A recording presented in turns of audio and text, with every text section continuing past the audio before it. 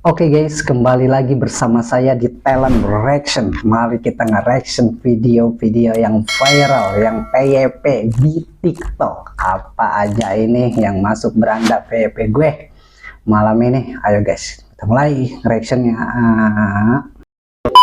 Apa ini?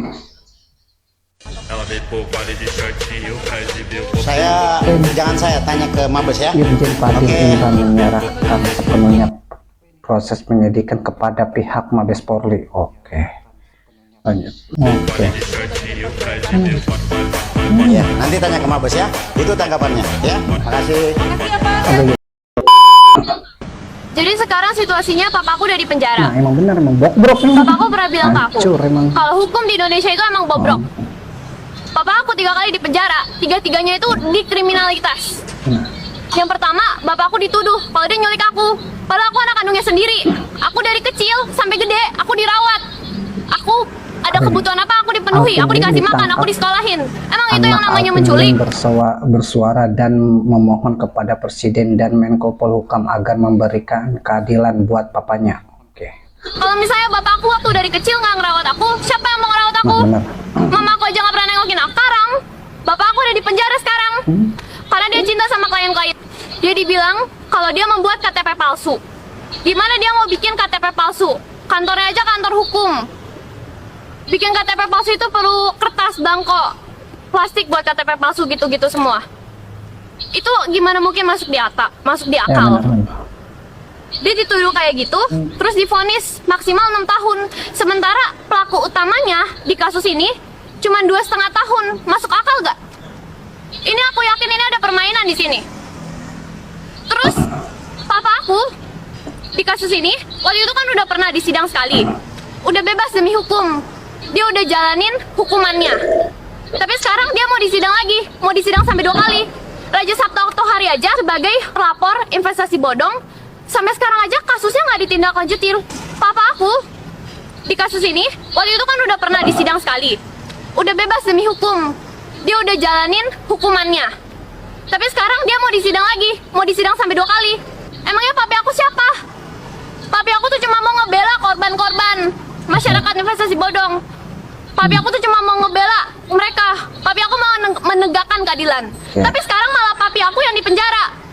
Sementara penjahatnya bebas berkeluaran di sana. Padahal ya, berdasarkan Undang-Undang 45, tugas dari pemerintah itu adalah untuk mengayomi dan melindungi masyarakat. Tapi yang aku lihat, pemerintah ini cuma menindas masyarakat. Papi aku aja udah dilaporin ya, dari ada 185 laporan dari setiap daerah di Indonesia. Penjahat aja, emangnya papi aku siapa nih sampai diginiin? Kalian nih pengen nginjek-nginjek sampai seberapanya? Dari setiap daerah. Emangnya bapak aku teroris? Aku bisa lihat kalau ini tuh ada permainannya. Pemerintah ini mau menyingkirkan papi aku. Karena Alias bilang kan kalau misalnya papi aku itu merugikan Allianz sebesar 6 juta. Papaku bilang kalau dia bisa bayar 10 kali lipat dia mau. Tapi yang mereka mau tuh bukan itu.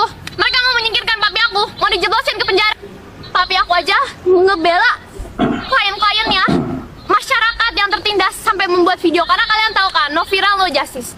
Dia buat video buat kasih tahu ke pemerintah, ini lo ada sampah, di sini lo ada sampah. Tapi video yang dia buat dari 1 jam malah jadi 4 menit. Terus dilaporin UITE, dilaporin polisi. Masa polisi nggak bisa ngeliat itu video dari 1 jam jadi 4 menit, itu video editan. Kayaknya polisi perlu sekolah lagi deh. benar. Dan juga jadi saya minta tolong ke Presiden, Bapak Presiden Jokowi dan Menko Polhukam. Masa Bapak butuh anak kecil buat kasih tahu Bapak gimana untuk menegakkan keadilan? Ini masyarakat Bapak, bukan masyarakat saya. Bapak saya di sini korban. Masa korban malah di penjara? Penjahatnya di luar sana tepuk tangan. Jadi saya minta tolong.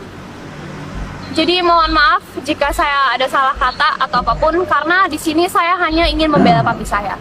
Saya melihat papi saya ini sekarang di penjara karena dia sudah membela banyak masyarakat di luar sana. Dan kalau misalnya saya juga harus di penjara menemani papi saya rela. Ferdi Sambo. penasihat hukum terdakwa Ferdi Sambo Awen. tidak memahami JPU tolak eksepsi Ferdi Sambo CS dan suara lantang jaksa agar Putri mengerti, dan JPU tolak ekspresi PC hukum mati menanti. Buset, kejam juga nih.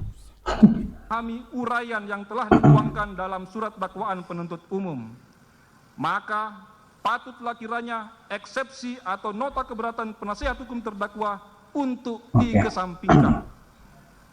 Bahwa terhadap dalil-dalil eksepsi atau nota keberatan yang dikemukakan oleh penasihat hukum terdakwa Ferdi Sambo yang merupakan materi pokok perkara tidak kami tanggapi karena merupakan materi untuk pembuktian pokok perkara. Berdasarkan dalil yang dikemukakan oleh penuntut umum tersebut, maka penuntut umum memohon kepada majelis hakim yang mengadili perkara ini dengan menyatakan: 1.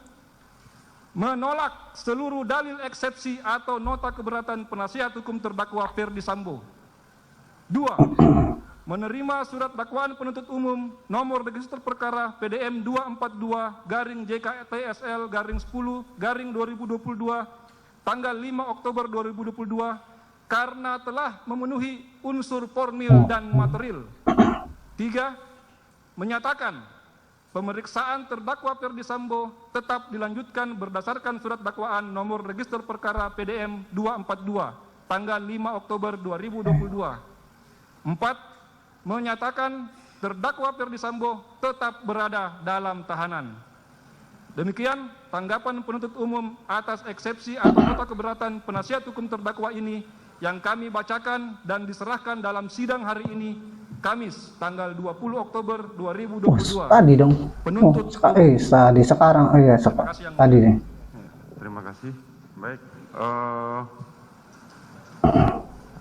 Tanggapan dari penuntut umum telah dibacakan, maka tiba saatnya untuk putusan selah, dan itu kita akan tunda hari Rabu besok tanggal 26 Oktober bersama-sama dengan terdakwa yang lain. Baik, demikian sidang perkara nomor 796 B 2022 atas nama Ferdi Sambo SH SIK MH dinyatakan ditutup.